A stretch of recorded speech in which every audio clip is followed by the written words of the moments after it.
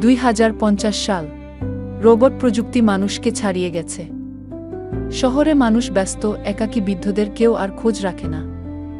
এক বৃদ্ধা অপেক্ষা করতেন তার ছেলের জন্য। প্রতিদিন দরজার সামনে বসে থাকতেন। ছেলে ব্যস্ত, সময় নেই, ফোনও করে না।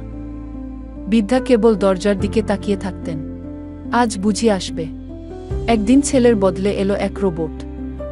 দরজায় দাঁড়িয়ে বলল, মা, আমি এসেছি। আমি আপনার ছেলের তৈরি রোবট। বৃদ্ধা কাঁপা গলায় বলল, তুই? আমার ছেলে? রোবট বলল, আপনার ছেলে অনেক ব্যস্ত, তাই আমাকে পাঠিয়েছে আপনার যত্ন নিতে। এরপর থেকে রোবট প্রতিদিন আসত, ওষুধ দিত, গল্প করত, খাওয়াত।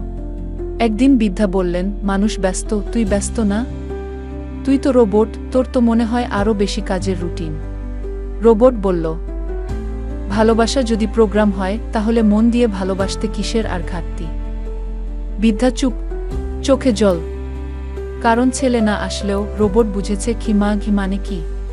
ভবিষ্যতের ভালোবাসা হয়তো আর মানুষের মধ্যে থাকবে না, ভালোবাসা হয়ে যাবে রোবট প্রোগ্রাম নির্ভর, আর প্রোগ্রাম হৃদয়ে যে ভালোবাসবে সেই আপন হবে।